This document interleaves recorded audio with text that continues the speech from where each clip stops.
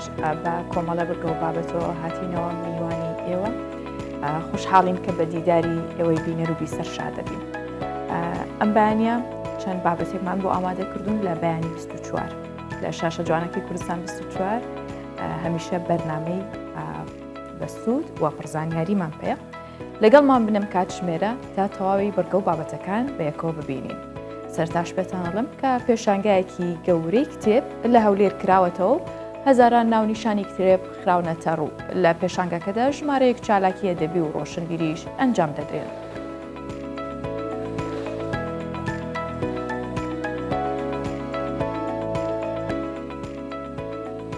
ئەندازیارێکی پەیکەرسازی لە رووسیا لە ستیل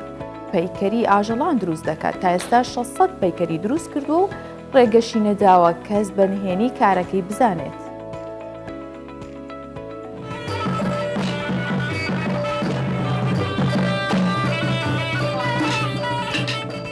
هەر لە پرۆگرامی ئەمڕۆمان سەمای نورای تایلەندیەکانتان پێدەناسێنین کە ئەم چەند ڕۆژە خرایلیستی کە لە پووری گیانی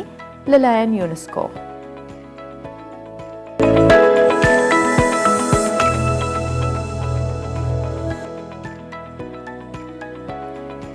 هەر شار و شارۆچکەیەک بێت یاخود ناوچەیەک بێ وڵاتێک بێت کۆمەڵی شت تیادا سەری هەڵداوە یاخود کاری تێدا کراوە کە بوونەتە سمبولی ئەو شارە یاخود بوونەتە ئەزمون و یاخود بڵێن شوێنێکی دێرین کە هێشتا ماوەتەوە و بۆتە سەرمایەکی گەورەش بۆ ئەو ناوچەیە. هەروەک چۆنی یەکەم دوکانی وێنەگر لەسەر ئاستی زاخۆ و دووۆک و ئامێدیش کە کرا بۆ لەسەر یاخود بڵێن تەمەنی ئەگەڕێتەوە بۆ 70 ساڵ لەمەوبەر 70 ساڵ لەمەوبەر ئەو دوکانە هەبوو ئەو وێنەگرە هێشتا لە بازاڕی کۆنی زاخۆ ماوە و خاوەنی ئەرشیفێکی دەوڵەمەندی شارەکەشە. کەسایەتیەکان شوێنە گشتیەکان بیرەوەرەکانی شارەکە کە زیاتر لە 50,000 وێنەی ئەرشیفی هەن بەڵام هیچ لایەنێک خەمی ئەو ئەرشیفە نەخواردووە و ئێستش لە دێواری ئەوە جایە کە لە ناو بچێت بەداخەوە کەسانێکیشن خەمیانەکە ئەو سەرمایەدێرینە ئەو کەلەپورە لە ناو بچێت.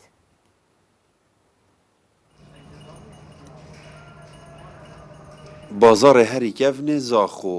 ku mejûya dirûzbûna wî bû beriya zêdetir ji 140 salan vedgere.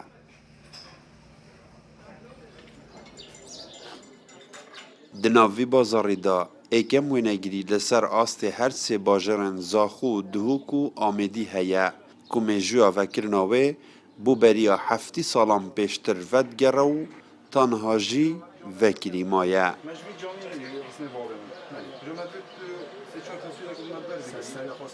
زمان مصور كوري أدهمي خدانا في استوديو استوديو هني يكمي استودي دوك حميدة بينا بزاخوده سالة خمسيناتا والله احتمال اجباري خمسيناتا جك خاطر في استوديو فكر صنعتكار بي شخصية جيبي صنعتكار جيبي رسمة داستينيت الفيدي حتى بو ما تكر قسا قلت دوك مصور نبي هذا الفيدي الدوارة كي جرم بورا خدانا دوي دار قال متيتن هستري تشتغل عليك بشم دوكي كان رجال دوكي رسمي واصلينم رجالي كم آمدیه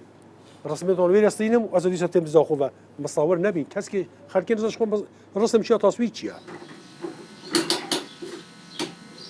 دوی دمیدا و دناوا و استودیوی و دجورکا به اکجار تاریدا به شوه انگلک جدا و سیر وینین که دهات نگرتن دهات نشیشتن. درمان مهبین درمان زحبین مش میسل دیناش بغداد دینان اما الجور و شو غسل کن و زها کن و رأسا طبع کن چن نوعی درمان رسمات بیابان مش بچی بگیره حتی مازه بگیره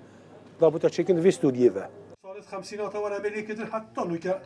هجمار 1500 فیلمین کامیرایان کو زیدتر ج 50,000 وینین کevin لخوا دگرن وکو ارشیف دو استودیوی دا ماینه جدس نبونا گرنگی پیدانه دنوکه دا هرشه یا جنافچونه لسر همی وان وینیان هیا همی جر رقمن هریکی هند ارشیف منی هینو که سال 50 تا الفيريا هي سر زمان الرحمتي ادميه موجوده بوچی مریه استفاده دنینه ارشیف مبخوا حتی 1500 فیلم منی هین هر فیلمی که 36 تصویر تدنا حمیش افت درجه یک منی هین رسمت جهان وكال زاخل دف من رسمت ارشيفت وان هبين حتا نوکه جنگ در رسمت وال دمنن کس خالی ناکت خودانو خود اف ارشیوتی دو ماهی که میتونه وی ارشیوی همیه از کومتی زلکی شخاطه بردی به آگیری بردی بیچلی که خدا نوی استودیوی جی ادهم علی بویه که کرد باکور کردستانه و لسال 1940 قصد زاخو کریه و جیان خالوی باجری بسر بریه و هر لویره جی و غراداوی کریه. اسلام یوسف کردستان 24 زاخو هەر تاکێکی کورد بگرین بە تایبەت و کەسانەی کە سەردەمێک پێش ئێستا لەژێر زوڵم و زۆرداری ڕژێمی بەعزدا بوون یاخود جیلی پێشتر هەتا ئەوانەی ئێستش کە زۆرێکیان بخۆیان خاوەنی چیرۆکێکن زۆر جار ئەو کارە ساتانەی بەسەر میلەتی کووردا هاتووە نەک ڕۆمانێک فیلمێک پێویستەکە چەندین شاکاری لەسەر دروست بکرێت بۆیە هەر زۆر جاریش کەسانێک نووسەرانێک لەو سەردەمەدا بیرەوەرەکانی ژیانی خۆیان بەس بۆ بۆی کە چەندین کتێبی لەسەر بنووسن ئێستش لە هەولێر ڕێوڕسمێک بۆ ناساندن و بڵاوکردنەوەی کتێبی لە نێو تاشەبەردەکانی یەکێتی گوڵەگەرمێک کە نووسەرەکەی محەممەدی حاجی قادرە بەڕێوەچووە کتێبەکە لە 4 بەش پێک هاتووە و نووسەر باسی لە ژیانی بنەماڵەکان و شەهیدانیان کردووە هەروەها باس لە بیرەوەریەکانی زیندانی ئەبوو خرێب دەکات و لە بەشێکی دیکەشیدا نووسەر تیشکی خستۆتە سەر ڕووداوەکانی ڕاپەڕین.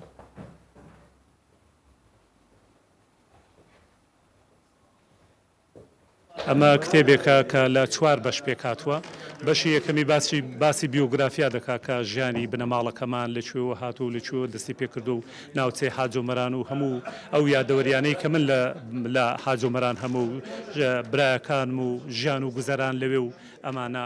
بەشەکانی دیکەش 3 بەشی جیاوازن بەشێکیان تایبەتە بەشەی تەڵمەتی برام کە یەکێک بوو لە سەرکردەکانی ناو یەکێتی نیشتمانی کوردستان و لە ساڵی 1970 لە شەڕێکی دەستەویەخە لەگەڵ حکوومەتی باز شەهید بوو و بەشەکەی دیکەیان تایبەتە بەوەی کە لە ساڵی 1970 ئێمە زیندان بووین لە ئەبوو غرێب زیندان بوو باسی زیندان و دەرگا کڵۆم دراوەکانی ئەبوو غرێبم کردووە و بەشێکیشان ڕاستکردنەوەی تاریخ و یا با بڵێ مێژووی ڕاپەڕینە کە لە ساڵی 1990 کاتێک کە ڕاپەڕین کرا چۆنیەتی دروستبوونی ڕاپەڕین لەکوێوە هاتوو چۆن هاتوو و بیرۆکەکە چۆن بوو و ئەو حەدەسانی کە هەیە ئەمە جێڕانەوەیەک بوو لە ڕاستیدا تیراژ بۆ یەکەمی جار پێم باش بوو 1000 دانەیە بەڵام نیوەی کتێبەکە تا ئێستا نەماوە هێندێکی فرۆشاوە لە بازار ئەوانی دیکەش دۆست و یانی با بڵێم نووسەر و ڕۆشنبیر و ڕۆژنامەنووس و ئەمانە پێشکەشیان کراوە یا بردویانە ماوەی کتێبەکەم 3 ساڵی خایاند لەبەرەوەی ئەمە پەیوەندی بە مێژووەوە هەیە پەیوەندی بەو ڕووداوانە هەیە کە لە ڕابردوودا ڕوویداوە بۆ نمونە من ئەوانەی کە لەگەڵ هەڵمەتی برام پێشمەرگە بوونە پێویستی بەوە دەکرد کە لێ بەدوایاندا بگەڕێم لە شار و شارۆچکەکانی کوردستان لەکوێ دەژین لەکوێ ناژین و حەقیقەتی ئەو ڕووداوانەی ئەو کاتەیان لێپرسم ئەوانەی کە لە ئەبوو غرێب زیندان بوون و سزن کران چۆن بیان دۆزمەوە ئەمانە چونکە من ئەمە هەرتەنیای بیرەوەری نییە ئەمە بەڵگەنامەیشە من هاتووم شتێکی جیاوازترم کردووە لە هەموو خەڵکێکی دیکە من هاتووم هەم بیرەوەریەکانی شەید هەڵمەتی برام هەم یادەوەریەکانی خۆم هەم ئەو شتانەی کە ڕوویان داوە هەمووی وەکو دیکۆمنتاری بە دیکۆمنتیم کردو بۆ ئەوی ببێتە سەرچاوەیەکی مێژووی کە باسی ڕووداوێک دەکەم لە بەرامبەر ڕووداوەکەدا کەسێکم هێناوە ناوم هێناوە و مقابلەم لەگەڵی کردووە یا بەدەست نووست شتم پێنووسیوە کە لەناو بۆ پشت ڕاستکردنەوەی ئەو بابەتەی کە من باسم لێوە کردووە لە کتێبخانەی گشتی هەولێر پێشانگەیەکی کتێب بە بەشداری زیاتر لە 33 دەستگای چاپ و بڵاوکردنەوە و هەزاران ناونیشانی کتێب بە هەردوو زمانی کوردی و ئینگلیزی بۆ خوێنەران ئەو کەسانێک کە خولیای کتێبیان هەیە نمایشکراون پێشانگەکە هەفتەیەک بەردەوامە بێ جیا لە کتێب بڕیارە چالاکی و کۆڕ و سیمیناری ئەدەبیش پێشکەش بە میوانانی پێشەنگاکە بکرێت. لە زانکۆی سۆرانەوە هاتووە بۆ هەولێر تاکو لە پێشەنگای کتێب بابەت و کتێبی دڵخوازی خۆی بکرێت. کاشان عەلی قوتابی زانکۆی سۆرانە و بە نێو کتێبەکانی ئەو پێشەنگایەدا دەگەڕێت و دەڵێت سەرنجمان زیاتر لەسەر ئەو کتێب و بابەتانەیە کە لەوانەکانمان لە زانکۆ دەیخوێنین. ئێمە وەکو قوتابیانی زانکۆی سۆران بەیەکەوە بە کۆمەڵ سەردانی ئەو پێشانگایەمان کردو و زۆر خۆمان بە خۆشحاڵ ئەزانین ئەوڕۆ بڕیارماندا کە سەردانی ئەو کتێبخانەیە بکەین هەم بۆ ئەوەی کە سوودی لێ ببینین چونکە ئێمە لە قۆناغی مەرحەلە 4 داین و داشکانێکی باش کرایە و ئەو کتێبانەی کە حەزمان لێیە ویستمان کە هەڵی بژێرین و لێرە بەدەستی بێنین زیاتر ئەو کتێبانن کە پەیوەستن بە مەنهەجەکەوە ینی منهەجی ئێمە بەڵام سەرڕای ئەوەش بە حکمیەوەی ئەمە لە ئەدەبیات ئەخێنین حەزمان لە شعر و خوێندنەوەیە هەموو جۆرە کتێبە سوودی لێ ئەبینین لێرە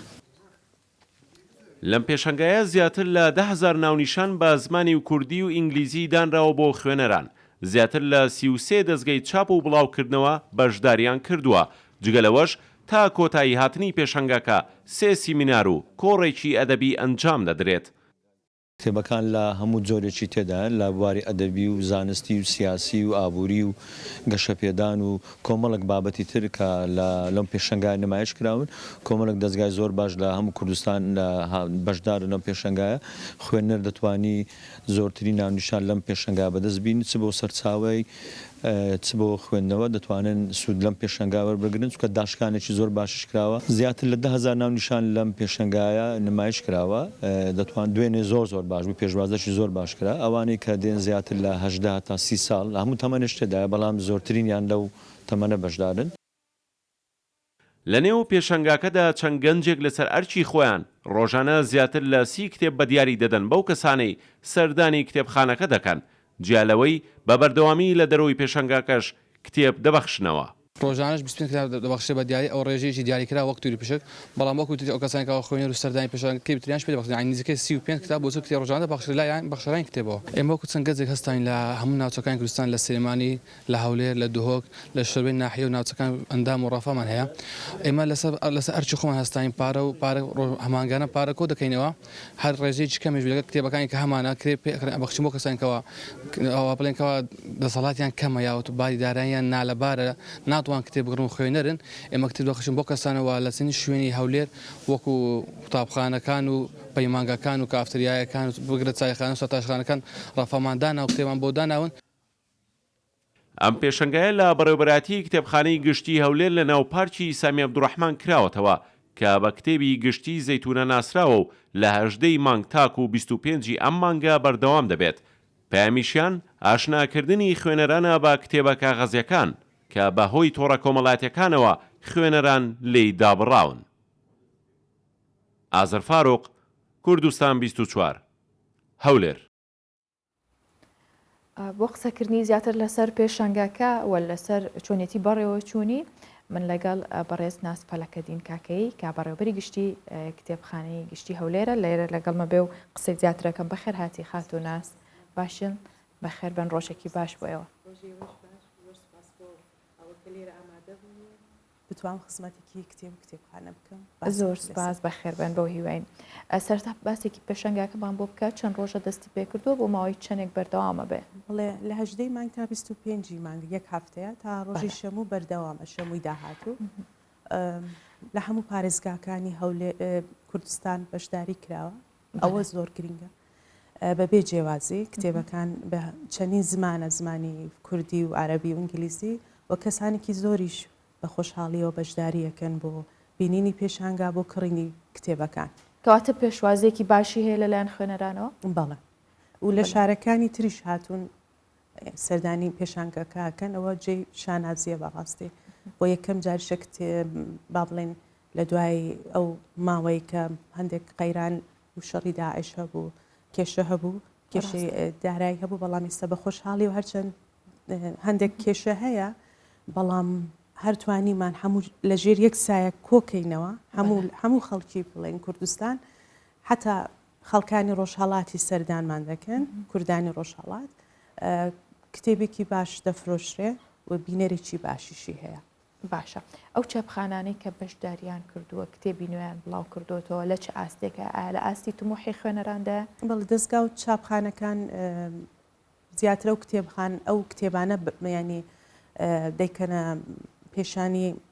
لە پێشانگادا پێشان دەدەن کە خەڵک تومۆحی زۆری تێدایە تەماشاکەم دەستگا هەیە مەسەڵەن یاری فکری منداڵان دەفرۆشێ کتێبی منداڵان نەفرۆشێ کڕیاری زۆری منداڵ دێ نەوجەوان دێ ینی تۆزێک دوور کەوتونە لە با بڵێن ئینتەرنێت و ئامێرە زیرەکە دەبینم زۆر ینی خەڵکانی زۆر بە تایبەت گەنجان سەردان دەکەن هەدەفی ئێمەش هەر دوورکردنەوەی خەڵکە لە کتێب لەسەر ئامێرە زیرەکەکان یا ئەلکترۆنیەکان لەبەرەوەی ئەو PDFانە و کتێبانە کە لەو لە ئینتەرنێت دەتوانێت سێرچکەیت چاو زۆر ماندووەکە باشتر وای لەسەر کاغەز بخوێنرێ ئاشنا بێ گەنجی ئێستا بە کاغەز ڕاستە هەر بخۆشی زۆر جارکە کتێبێکە خوێنینەوە بە شوی کتێب کاغەز ئەو لەمسکردنە ئەو مەلموسیە زۆر ئەحساسێکی تایبەتتر تایاتێ ناسخان کاریگەری ئەم پێشانگایانە چییە بێ لەسەر ئاستی خوێنەر چێ بێ لەسەر کللتوری بە کللتورکردنی خوێندنەوە ئەو پێشانگانە گەر جاروبار هەر با بڵێن ساڵێک دووجار سێجار بکرێتەوە وا ئەکا کە زیاتر لە ڕووی کۆمەڵایەتی خەڵک لەوێ کۆبێتەوە زیاتر باس لەسەر بابەتەکان بکرێ بابەتە زانستیەکان فەلسفەکان هەر ئەگەر کتێبیش نەیانتوانی بیکڕن بەس دەتوان لەوێ دانیشتن کتێب بخوێنن خۆی ئەو شوێنەی کە ئێمە پێشانگامان کردوێتەوە کتێبخانەیە کتێبخانەی گشتی هەولێر کە بە زەیتون ناسراوە لەوێش دەتوانی کتێب وەرگری بۆ ماوەی دوای بیگەڕێنێت و بیخوێنێ هەم ئاشنا بێ بە کتێبخانە ڕاستە زۆربەی گەنجان بەداخەوە هەتا نازانن کتێبخانە لەکوێ بەڵام ئێستا بەکردنەوەی پێشانگا بە چالاکی فستیڤال یا کۆڕی شعری زیاتر دەتوانین خەڵک بۆ کتێبخانە ڕاکێشین بەم شێوەیە باشە باسی کۆڕ و سیمینارەکانتان کرد پێم وابێ لە ناو کتێبخانەی ئەم پێشەنگایەدا ئەو چالاکیانش بەڕێوەچێت چالاکیەکان زیاتر چین ئایا نووسەری بەشێک لە کتێبەکان ئاماجا بن لەوێ و گفتوگۆکان چۆنە بێ و چۆن بەردەوامی ژەدەن بەو چالاکیانە چالاکیەکان لەوانەیە هەندێک بەرنامە هەیە لەسەر واژووکردنی کتێبە مەساوای دوێنێ دابشکردنی کتێب بوو لەلایەن نووسەرانەوە باشترین چالاکی بوو دەتوان بڵێم لە سەروی 300 کەس بەشدار بوو شوێنی دانیشتن نەبوو لە هۆڵی با بڵێن فستیڤالەکەی کتێبخانە چالاکی تر بەردەوامە کۆڕە سەمیناری نووسەرانە باسی ڕۆژنامەوانی دەکەن باسی کتێب ئەکرێ باسی گرنگجی کتێب بۆ گەنجان ئەکرێ بەرنامەی جۆراجۆر هەیە لەو ناسخان بە حکمەوەی بەڕێستان لە ناو ئەو کەشە خوێندنەوەیدان ئایا خوێندنەوە بۆتە کللتور لای گەنجانی هەولێر هەر نەک گەنجیش بۆ هەموو چەمەنەکان هەموو ئاستەکان بۆتە کللتور یاخود هێشتا ماڵێتی بەڵام زۆر باشترە لە جاران پێم وابی بە تایبەت هەولێر خوێنەری زۆری بۆ بینیمە هاتون مەسەن ڕۆژانە چالاکی قوتابیان هەیە قوتابیانی قۆناغی ئامادەی و قۆناغەکانی بچووکتر دێن سەردانی کتێبخانەکەن بەهۆی چیەکەوا باش وایە ئەم باشبوونە یاخود ئەم زیاتر هۆگربوونەی خەڵک بۆ خوێنەوە ئەم حەزەی بەهۆی چیەوە کەوای لاتوە پێم وایە ئیتر ئێمە ساڵی 2021 دنیا بچووک بۆتەوە تەمانە و گەنجانە تەماشاکەن لە دەرەوەی وڵات یا سەفەرەکەن دەبینن خەڵک زۆر احتیمام بە خوێندنەدا قوتابخانەش دەورە بینێ جامعە دەورە بینێ زانکۆکان کە مامۆستاکان کە داوای کتێب خوێندن لە بۆ لێکۆڵینەوەی بابەتەکان داوای کتێب خوێندنەکەن لە ئەو قوتابیانە تەمان ئەوانیش ینی یەکێک لەو ڕێگانێک کە زیاتر بەرەو کتێب خوێندنە چن بەرەو کتێبخانەکانە چن بەس پێم وایە ئێمە وەکو کتێبخانە ڕێکلامی زۆرەکەین بۆ گەنجان و منداڵان بە تایبەت پەیوەندێکی باشمان لەگەڵ پەروەردە هەیە چووکە دەبێت لە قۆناغی زۆر بچووکەوە دەست پێ بکەیت ڕاستە باشە ناسخان زۆر جارە بینین کەسێک پێویستی بە چەند کتێبێکە بەڵام باریدارەیەکی ڕێگەنە لەم حاڵەتەدایەوە چ هاوکاریەکەکەن بۆ کەسانە ئەتوانن لێرە شۆچیان پێ بڵێن ئێمە بە تایبەت بۆ جیلی مناڵ کتێبی با بڵێن کتێبمان هەیە هەر خۆبەخشانە دەیان دەینێ بێن بخوێنن زۆر جار هەیە بووە بۆ زیندانیەکانی مەحەتە ئەحداس کتێبمان ناردووە بۆ خەستەخانەکان بۆ ئەو شوێنانەی کە بەڕاستی پێویستیان بە خوێندنەوەی کتێبە کتێبمان بە خۆبەخشی داوە ینی ئێستا بیرم نایە بەڵام زۆر شوێن بووە کارمە وەکو خۆبەخش کتێبمان دابش کردووە بەسەریانە زۆر باشە کارێکی بەردەوام شەڵا بەردەوام بە باشە ئەوەی ئێوە بزانن ئاگاتان لێ بە بێگومان هەموو کتێبانەکەیتە لای ئێوە نووسەرێکە ئایا ئاستی چاپکردن لە هەرێمی کوردستان و نووسەرەکانمان چۆنە ئێوە لێ رازین تا حدێک هەندێک کتێب هەیە بەڕاستی پێویست ناکات چاپ بکرێ دووبارەیە بابەتەکان لە ڕووی بابەتەوە مەسەن زیاتر شعر و ڕۆمان چاپەکرێ ئێمە وەکو کتێبخانە پێویستمان بە بابەتی جوغرافی بە بابەتی فەلسەفی یاسایی هەیە کە بە زمانی عەرەبی هەیە بەڵام بە زمانی کوردی زۆر کەممان هەیە دەبێت چاو خشانێک بەسەرەوە بابەتانێک کە چاپەکرێ بکرێ یعنی زۆربەی کتێبەکان پێویست نین وەکو ئارەزووی نووسەر لەوانەیە پێیخۆش بێ کتێبێکی با بڵێن ڕۆمان یا چیرۆک بڵاو کاتەوە بەڵام بۆ تەوزیعکردنی بەناو کتێبخانەکانە کە کتێبخانەکان ئەساسیترین شوێنی هەموو شارێکە هەموو وڵاتێکە یعنی بەڕاستی سنتەری مێشکە وەرزشی مێشکی هەر مرۆڤێکە پێویستە کتێبی زۆر زۆر زەڕوری بێتە کتێبخانەکان کە پێویست بێ کتێبخانەی کوردی بێتان وایە ینی تێر و تەستە لە یاخود هێشتا ماوێتی هێشتا ماوێتی ینی من ئێستا باسم کرد لە ڕووی وەرجێرانەوە زۆر نەگەیشتۆتە وڵاتانی دراوسێ یا وڵاتانی تر بابەتەکان تکرارن زیاتر ناڵم ڕۆمانە چیرۆکە وەرجێران زۆر زعیفە لە کوردستان ینی لەوانەیە کتێب زۆر هەیە خاستە لە سلێمانی وەرجێرانی بۆ کراوە بەڵام ناگاتە ئەو چێژێکە لە بابەتی ئەسلێکە ئەی خوێنی کە هێشتا بە زمانی دایک نووسراوە باشە کار و چالاکیەکانتان چۆن چڕ کردوتەوە ئایا هیچ پەیوەندیەکی تونند و تۆڵتان هەیە لەگەڵ هەموو قوتابخانەکان بۆی کە باسیۆتان کرد کار و چالاکیەکان بۆ منداڵەکان زۆرە چۆن ئەتوان ئەمە زیاتر پەرەپێ بن و بەردەوام بن باس ئەوەیان کردووە کە لە قوتابخانەکە بەشی کتێبخانە هەیە ئێمە محاولەمان کردووە لە ڕێگەی پەروەردەوە لە ڕێگەی قوتابیانەوە پەیوەندیەکی باشمان هەبێ زۆربەی قوتابەکان کە دێن ئێمە وەکو خۆبەخش کتێبیان پێدەن یا چیرۆکیان بۆ ئەخوێنین یا باسی کتێبخانەکەین باسی مێژووی کتێبخانەکەین ئەوە وای کردووە قوتابێکی زۆر سەردانمان بکە ینی ڕۆژ هەبووە 400-500 قوتابی هاتون چێنم بووە لە کتێبخانەکە کتێبخانی ئێمە با من لێرە باسکەم باڵەخانێکی زۆر جوانە بەڵام کێشەی بینایەمانەیە ینی سەر لەو لافاوە کە وستم باسیەوە لەگەڵ بکەم زیانی بە هەموو شوێنە گەیان پێم وابێ زیانی بە کتێبخانەش گەیان شنێک زەرەر من بوون بەشی ڕۆژنامە و گۆوارەکان زۆربەی ڕۆژنامە گۆوارەکان کە هەموو مێژوین لێوێ چەندین ساڵە لە ساڵی 1940 کتێبخانەی گشتی هەولێر هەبووە لەو کاتەوە هەڵگیراوە ینی ئەتوان بڵێم ڕۆژنامەمان هەیە هی ساڵی 1898 تەڕ بوونە بەڕاستی ینی ئەو لافاوە و هەموو باران هاتوونێکی هەموو ساڵێک وای کردووە کە ژوورەکان تەڕ بێ مەسەلەن ژووری ئایتیمان هەیە هەموو کارەبایە کێشەیە کۆمپیوتەرەکان تەڕ بێ زۆریش من داوام کردووە کە کێشەی هەیە با بڵێن سەخفی ئەو کتێبخانەی ینی ترس لەوە هەیە لەوانەیە بڕۆخێ خاستە نهۆمی دووەمی ئەیتر هیوادارم ئەو کتێبخانەی ڕەچاو بگرێت لە ڕووی بینایە و لە ڕووی دروستکردنی دووبارەیەوە بەگشتی چەند کتێبی تایسا کتێبخانانی هیچ ڕێژێکتان لە ژمارەتان زیاتر لە 300,000 کتێبخانە بەس لە کتێبخانەی گشتی هەولێر هەیە کتێبخانەی گشتی هەولێر کتێبخانەی دایکە چونکە ئێمە 32 کتێبخانەی سەر بە پارێزگای هەولێرمان هەیە یعنی لە با بڵێ لە مەخمور و هەتا نزیکی حاجی عومەران ئەمە لە ناحیەکان و با بڵێن قەزاکان کتێبخانەمان هەیە من هەیەکی بە من هەیەکی زۆر کەم بە ینی توان بڵێ من هەیە ملیۆنێک و نیوە بۆ 32 کتێبخانە و بۆ 570 کارمەندە ینی کێشەی هەرە گەورەی ئێمە لە ڕووی مادیە و لە ڕووی بینایی کتێبخانەی گشتی زەیتون و هەندێک بینایە و باڵەخانەی کتێبخانەکانی دەوروبەرە ئەگەر ئێمە مەسەرەن با بڵێن بینایەکی فیکسمان هەبێ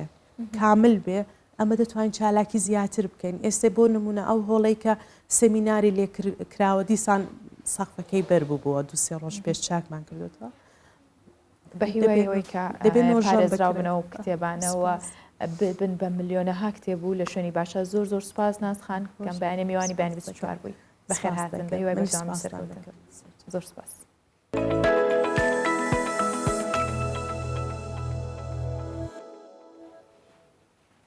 تیمی نەخۆشخانەی گەڕۆکی سەر بە بەڕێوەبەتی گشتی تەندروستی هەولێر لە دارەتوو قوشتەپا شوێنەکانی دیکەکە بەر لافاو کەوتبوون دانراون و نەخۆشخانە گەڕۆکەکان لە ماوەی ئەم دوو سێ ڕۆژەی ڕابردوشدا تقریبن زیاتر لە 800 نەخۆشیان بینیوە و چارەسەری پێویستیشیان پێدراوە. بابەیەکەوە کار و چالاکیەکانی ئەو تیمە گەڕۆکە ببینین. تیمی نەخۆشخانەی گەڕۆکی سەر بە بەڕێوەبەتی گشتی تەندروستی هەولێرە لە دارەتوو قوشتەپا شوێنەکانی دیکەی کە بەرلافاو کەوتون دانراون. ڕۆژانە نەخۆشی تێدا دەبیندرێ، چارەسەری پێویست بە نەخۆشەکان دەدرێت. لێکەم ڕۆژەوە لێرە ئامادەیمان هەیە و تیمەکانمان دابش بەستە و جێگارێک کە لافاو گرتیتەوە بە تایبەتی لە قوشتەپە و لە مەنتیقەی سەرکارێز و قەتەوی و لەوەتقەی گرجۆتیات. تیمەکانمان زیاتر لە تقریباً 8 تیم ڕۆژان دابش دەکەین، بەڵام ئەمڕۆ کە لەبەرەوەی کە دوێنێ زۆر خەڵکمان چارەسەر کرد، ئەمڕۆ کە 4 تیمان دابش کردیا، جگە لە تیمی گەڕۆکمان هەیە. نەخۆشخانە گەڕۆکەکان لە ماوەی دووسێ ڕۆژی ڕابردوودا زیاتر لە 800 نەخۆشیان بینیوە، چارەسەری پێویستیان پێدراوە. هەروە ژمارەیەک ڕێکخراوی تەندروستی خۆبەخش ڕۆژانە سەردانی ئەو شوێنانە دەکەن کە بەرلافاو کەوتون بۆ ئەوەی یارمەتی پزیشتیان بدەن. ئێمە کو ڕێکخراوی فری دکتۆر کە ڕێکخراوێکی پزیشتی ئەمڕۆ لێرە ئامادە بووین بۆ وەرگرتن و کۆکردنەوەی داتا و زانیاریەکان سەبارەت بە زیان لێکەوتوانی لافاوەکە هەولێر کە بەشێکیان با بڵێن نەخۆش کەوتون و پێویستیان بە چارەسەر. ئێمە تیمی گەڕۆکمان دەبێت لە چەند ڕۆژی داهاتوو ئینشاڵڵا تیمەکانمان سەردانی ماڵەکان دەکەن و هەم چارەسەریان دەکەن و هەم نەخۆشە درێژخانەکان وەردەگرین بۆ بەشی ئێڤدوی ئینشاڵڵا ئەوەی پێویست بێمە کوڕێکخرا و چارەسەریان دەکەین. نەخۆشخانەکان پێک دێن لە ئۆتۆمبیلی نەخۆشخانە، دەرمانخانە، هەروەها ئەمبۆلانس. ئەو کەسانەی کە بەهۆی لافاوەکەوە تەندروستیان تێکچووە یاخود بریندار بوون لە ڕێی ئەمبۆلانسەوە دەگوازرێنەوە بۆ نەخۆشخانە حکومیەکان و تا ئێستا ژمارەیەک هاوڵاتیش گواستراونەتەوە. نەورۆز عەبدوڵڵا، کوردستان 24 هەولێر. هەر ڕووداوێک کە لە ناو کوردستان ڕوو بدات بێگومان کارەساتێکە یاخود کاریگەری لەسەر تاک بە تاکمان دروست دەکات. جا یاخود بڵین هەڵوێستی هاوکاری، گیانی هاوکاری لە ناو ئێمەدا هەمیشە لە کۆنەوە لە ئێستاشدا بەردەوامە بەبێەوەی کاڵبێتەوە بگرە تۆختریش بۆتەوە. ئەبینین لەو لە ئاوەستافێک هەڵەستن بە خۆبەخشانە لەستن بە ئەوەی کە چارەسەری نەخۆشەکان بکەن لەم لاوە کۆمەڵێکی دیکە بە هەمان شێوە هەمووشیان خۆبەخشانەم کاراکەن. بێگومان لە کاتی لافاوەکەشدا یەکێک لەو دەستگایانی کە زۆر بەپەلە و بە خێرایی هاوکاری مادی یاخود هاوکاری خواردن و خواردنێکی گەرم و باشی گەیاندا لێ قەوماوان یاخود ئەو کەسانێک کە بەهۆی لافاوەکەەوە تووشی زیان بوون دەستگای خێرخوازی بارزانانی بوو. ئێستاش ستاف ئاسۆ کە بەرپرسی توێژینەوەکانە لەو دەستگایە و لە سەرپەرشتیاری دروستکردنی خواردنەکانیش بووە لێرە میوانی بەیانی 24. بەخێر هاتی خات و ستاف. زۆر سپاس، خۆشتر بۆ ئێوە بۆ بینەران و بیسەرانی کەناڵی 24 باس کوردستان 24. خات و ستاف ئەو ڕۆژێک کە ئەو لافاوە ئەو ڕووداوە سروشتە ڕوویدا و خەڵکانێکی زۆر بەداخەوە تووشی زیان بوون و قوربانی لێکەوتەوە. ئێوە کارەکانتان چۆن دەست پێ کرد، چۆن یەکسەر لەگەڵ ئەو ڕووداوەدا هەوڵتاندا هاوکاریەکانتان بگەێنن؟ بەڵێ بەداخەوە دوای ئەوەی کەم کارەساتە ڕوویدا تیمەکان ئێمە لە حاڵەتی ئامادەباشی بوون لەژێر ڕێنمایی و چاودێری پارێزگاری هەولێر و ناوەندی هاوبەشی هەماهەنگی قەیرانەکان ئێمە دەستمان بە کارەکانی خۆمان کردو و ڕوبەڕووی ئەو قەیرانە بووینەوە لەگەڵیان. تیمەکانی ئێمە هەر ئەم ڕۆژە بوونە 4 تیم، تیمی تەندروستیمان هەبوو، تیمەکانمان لە ناو خەڵک بوون، چارەسەری فریاگوزاریان بۆ خەڵکە دابین دەکرد. هەروەها ئێمە لە ناو دەستگا ماینۆ تیمێکمان وەکو کارمەندانی چێشتخانە سەرپەرشتی و تیمەمان دەکرد کە بریتی بوو لە دابینکردنی خۆراکی گەرم ڕاستەوخۆ بۆ ئەو کەسانە بگوازین و کە زەرمەند بووین و لە شوێنی خۆیان واتە ناتوانن خۆراک دابین بکەن. تیمی سێمان تیمی جەردە کە بە هەماهەنگی لەگەڵ بە هەمان شێوە لەگەڵ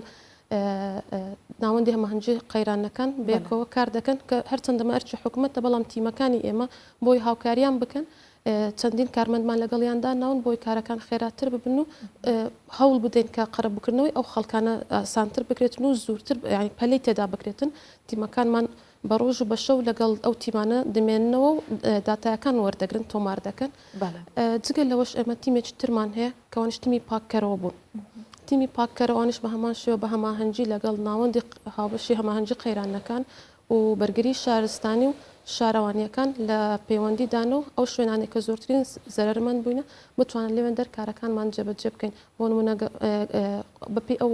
داتایی کە بڵاو کرایەوە لەلایەن پارێزگاری هەولێرەوە کە 15 گەڕک و قەزا و ناحیە زەرمەند بووینە تیمەکانی مە زۆرترین ئامادەیان تێدا هەبوو کە بتوانن لەو شوێنانە وجودیان هەبێتن و هاوکار و پاڵپشتی ئەو خەڵکە بن و ماڵەکانیان بۆ پاک بکەنەوە. باشە ئەو هاوکاریە گەاندنی خواردن بە شێوەی یاخود ئامادەکرا و گەرم بێ توانیتان چەند ماڵ بەسەر بکەنەوە توانیتان چۆن هاوکاریان بکەن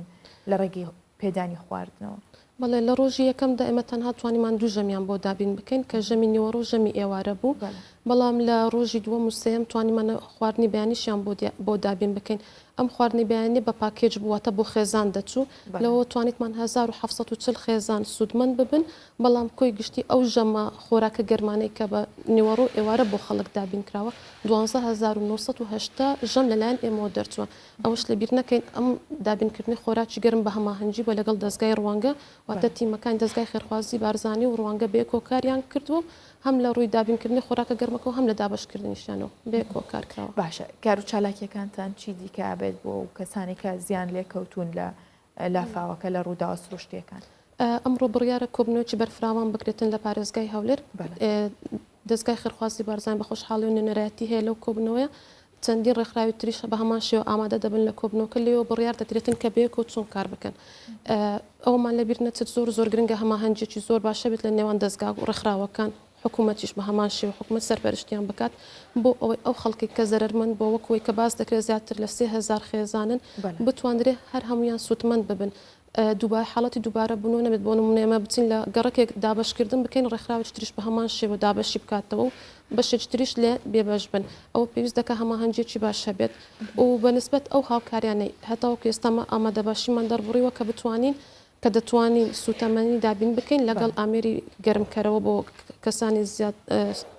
زیادزەر لێکەوتوەکان بەڵێ و جگە لەوەش خۆراکی وشکمان هەیە و بتوانین کەلوپەلی زستانە وەکو دۆشک و بەتانی ئەو پێداویستانێکی ئێستا زەرورە هەبێت بۆیان دابین بکەین بەڵێ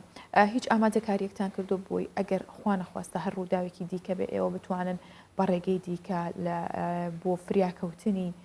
ئەو کەسانی کە مەترسیان لەسەر و ناوچانی کە مەترسیان لەسەر ئێوە چی بکەن؟ بەڵێ تیمەکان ئێستا لە حاڵەتی ئەمەرجنسیدان هەر هەمیان لە حاڵەتی ئامادەباشیدان بۆ ئەگەر هات و هەر حاڵەتێکی توڕوویدا ئەم جارە زۆر خێراتر و بەڕووی قێرانەکان ببینەوە تیمەکانمان دابش کردوون کارمەندانمان زیاتر لە 150 کارمەندن لە حاڵەتی ئامادەباشین جگە لە خۆبەخشەکانمان کە ئەوەی لەبیر نەکەین بەشێک لەو خۆبەخشانێکە هیتمان لە دووەکەوە هاتوون بەشێک مەسەن هەیە لە دەروی وڵاتەوە هاتوتەوە کەس دەزانێت دەستگا کار دەکات پەیوەندیان پێوە کردوین دوونێ و پێرە لەگەڵمان بوونە بە هەمان شێو لەگەڵ کارمەندانمان لەو کارە بەشدار بووینە بەڵێ تیمەکانمان هەموو لە حاڵەتی ئامادەباشی پەیوەندیتان چۆنە لەگەڵ ڕێکخراوە دەوڵەتیەکان لە پەیوەندیدان ڕۆژانە راپۆرتیان بۆ دەچیتن و هەوڵشماندا لە ڕێگەی پەیوەندەکانی دەستگاوە هەمیشە کۆنتاکتیان پێوە دەکەین کۆبنەوەات ئەم ڕۆژ کۆبنەوە لەگەڵیان هەیە لەگەڵ ڕێکخراوی NHCR و چەند ڕێکخراویشترن بۆی بتوانین سەرنجیوانش ڕابچێشن و بتوانین هاوکاریەکان لەوانیشە وەرگرین و بیانگەنین بۆ خەڵکە بەڵێ ئایا تیمەکانتان لە کاتی ڕووداوەکاندا ینی کەسانێکان پەیوەندیتان پێوە بکەن بۆی خۆبەخشانە کارتان لەگەڵا بکەن بەڵێ هەروەکو ئاماژەم پێدا خەڵک هەبوو لە شارەکانی ترۆ پەیوەندی پێمان کردە بێجگە لەو خۆبەخشانەی کە بە بەردەوام لەگەڵ ئێمە کار دەکەن لە دەرەوەی وڵات هەبووە خەڵک لەو چەند ڕۆژە گەڕاوە تۆ لەگەڵمان بوون دوێ چەندین خۆبەخشمان لەگەڵ هەبووە خۆبەخشمان هەیە لە دەرەوە لەگەڵ تیمەکانی دابشکردنن لەگەڵ بە هەمان شێوە لەو تیمانەشن کە ئەرچیان پاکردنەوەی ماڵەکانە باشە بوونێتە ئەندامی بەردەوامیان خودت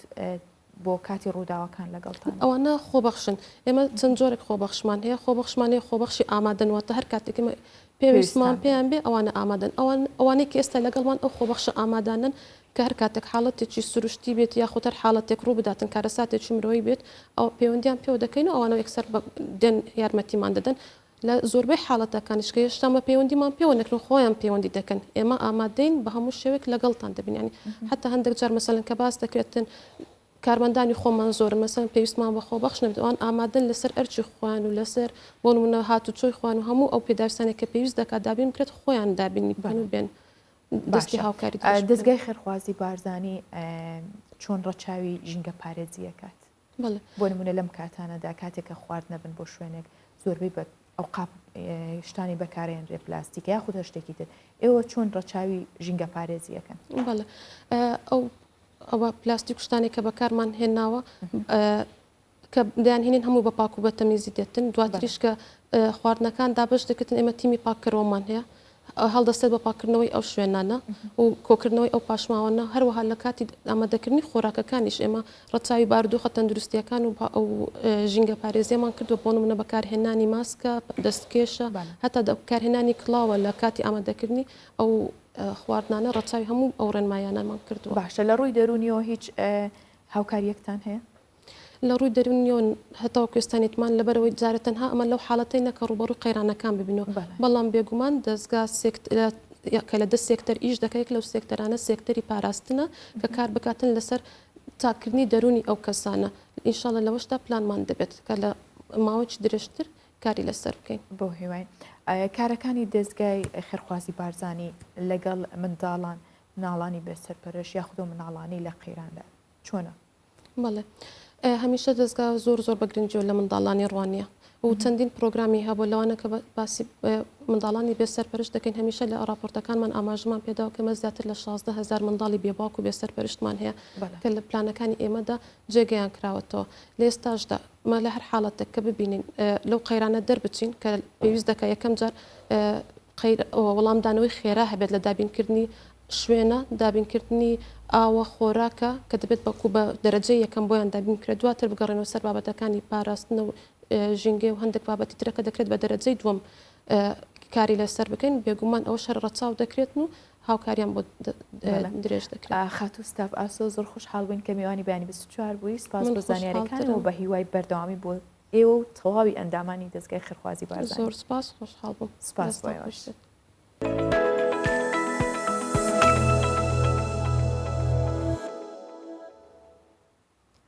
لە دیاربەکر دوای لێکۆڵینەوەی پسپۆڕێکی بواری شوێنەوار کۆشکی مەروانیەکان لە نێو بورجەکانی دیاربەکر دۆزرایەوە کۆشکەکە 1000 ساڵ لەمەوبەر دروستکراوە و لێکۆڵینەوەش بۆ شوێنەوارەکە بەردەوامە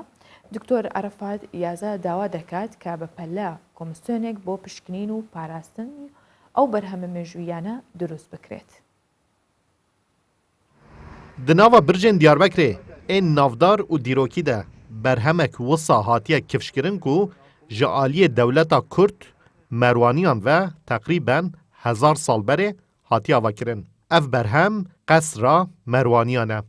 Di nava Sûra Diyarbekirê de 18 jê di nava Kelehê de 82 jî ji derveyî Kelehê de bi tevahî 100 birç hene û berhema hatî dîtin qesra merwaniyan e ku di nava birca 75 de cih digre.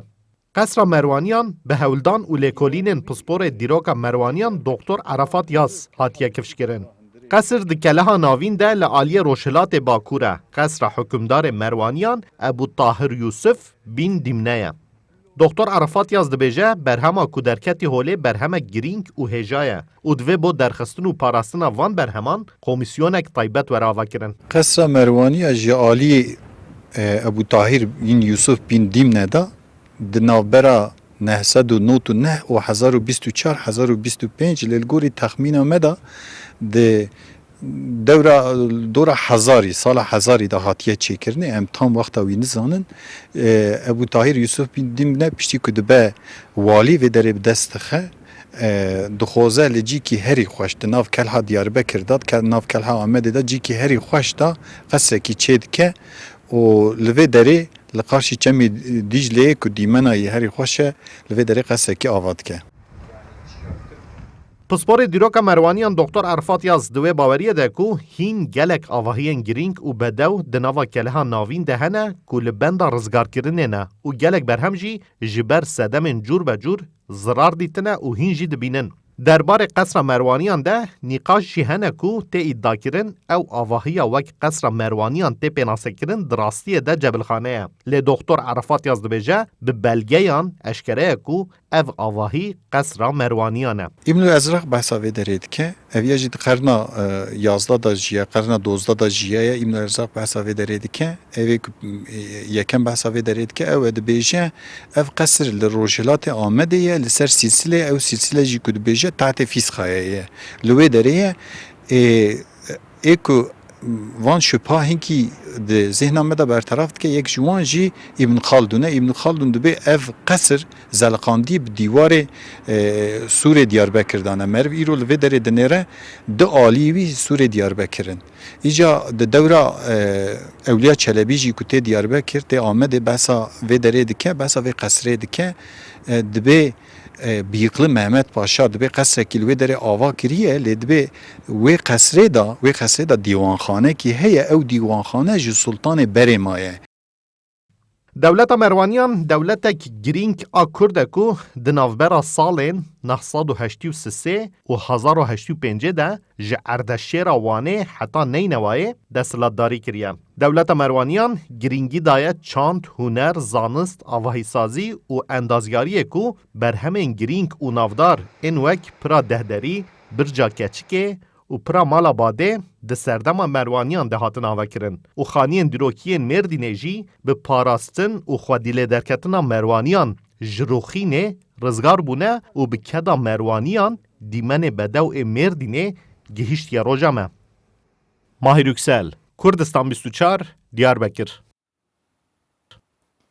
ئەندازیارێکی رووسیا بە ئەندازیارێکی ورد پەیکەری ئاژەڵ و باڵندە لە ستیل دروست دەکات. ئەوەڵێت کە کارەکەی هەستیارە و تا ئێستاش نەیهێشتووە هیچ کەسێ بزانێت کە چۆن پارچەکان بەیەکەوە لە حیمەکات و بەیەکەوە فکسیانەکە. لە ماوەی 4 ساڵدا 50 مۆدل پەیکەری ئاژەڵانی لە ستیل دروست کردووە و ئێستا خاوەنی 600 پارچە پەیکەری ستیلی ئاژەڵانە کە بە جیهانیشدا بڵاوی کردوتەوە. بە ئەندازیاریەکە باڵکێش و تایبەتمەند ئەف کوچک بستیل هاتیە چێکردن. ئەف کوچک بە دەستێ ئەندازیاری رووسی ئاندرێ کەزانتسیف هاتیە دروستکردن. کەزانتسیف نەتەنێ کوچکان لێ بەلێ ببی ئاوایی پەیکەرێ گەلک ئاژاڵان چێتکە. تایبەتمەندیاویژی ئەوە کۆ لێ نەخویایە چاوە بهەوە لە حێم کریە و بشێوەیەکی هونەریە جوان دروست کردە. کەزانتسیف میکانیسیەن بوو و ئەف ژێهاتی یەکژ دکانن ئۆتۆمبیلان وەرگرتیە. لێوی خواست کۆ تشتێکی هونەری و بە ئەندازیاریەکە جودا و باڵکێش پێشکەش بکە. هەر تشت وێ دەمێ دەست پێکرد دەما من سەرێ دیوارێکی پر گۆشە دیت. گۆش کاغەزان هاتیە چێکردن و بە هەڤکردنە. وێ دەمێ من لە کارگەهێکی کار دەکرد وەکو دیزاینەر. من تامپۆن دروست کردن لێ من ji xwe re got çima ez karê xwe pêş naxim û ajalan çê nakim ji vî karî. Di kargeha wî de hejmarek ji kesan kar dikin. Her şaştiyeke piçûk jî li hêmkirinê de dibe sedema têkdana parçeyê bi temamî. Peykerên ku Kazantsîf çêdike ji stîlê ku zingar nagre û stîlê normal in. Bihayê her parçeyekî ku çêdike jî ji $250 dest pê dike heta digihe $1000. Bihayê wan li gor mozinbûn û cûreya nexşê tê destnîşan kirin. hez dikim nexşandin bi awayekî gelek baş be. Got tu kes gazindan jê neke. Ku mirov lê temaşe bike bimîne ecêmayî. Ka çawa bi heve hatiye elhîm kirin. Ez li ser kar disekinim û divê cihê elhîmê nediyar be. Ya herî biha jî di nava parçeyên ku çêkirîn de peykerê hespa ku bi $26,000 e. Bilindbûna wê jî 3 metre.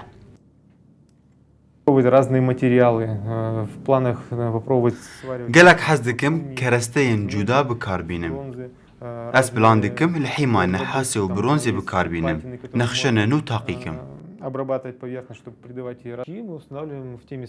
Di demê 4 salan de Kazantsîf karî 5 modelên cuda çêke, her wiha 600 peyker jî ji bo Amerîka, Ewropa, Iraq, Suudiyê, Megrib û Astralyayê bifroşe.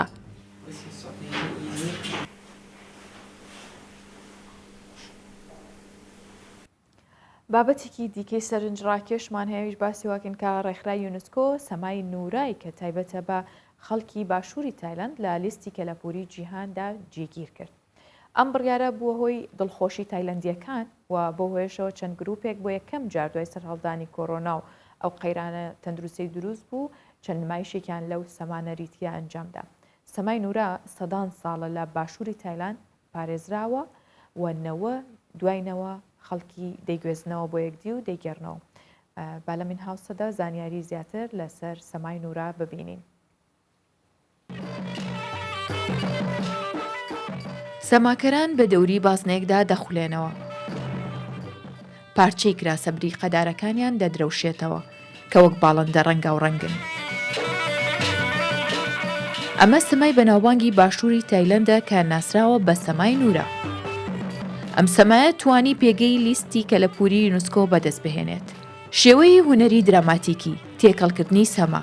گۆرانی و چیرۆک لەو ناوچەیە ڕەگ و ڕیشەی قوڵی هەیە.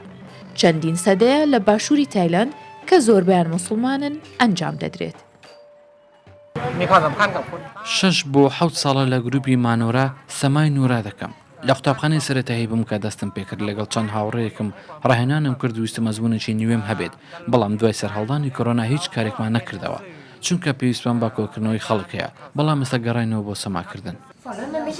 نمایشەکان زۆربەی کات گێڕانەوەیەکی دراماتیکی چیرۆکی شازادەیەکی ناوخۆییە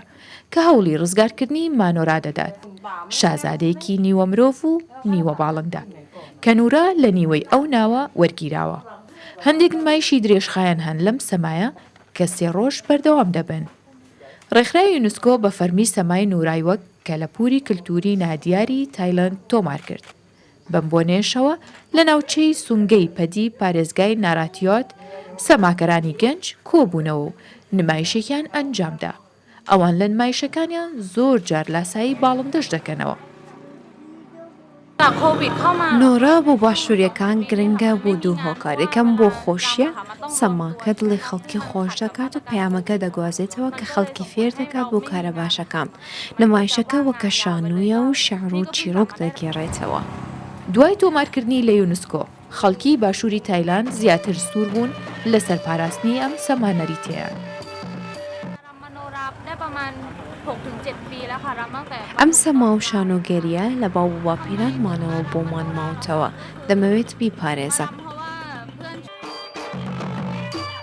سەمای نورا بۆ خەڵکی باشووری تایلەند نەریتێکە سەدان ساڵە باوانیان پاراستویانە.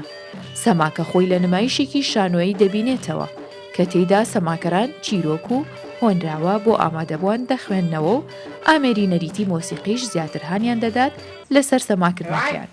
کراسە ڕەنگە و ڕەنگەکان و ئامێرە سەرسوڕهێنەرەکان کە سەماکاران دەیکەنە بەرخۆیان هێندەی دیکە سەماکە ڕەنگین دەکات.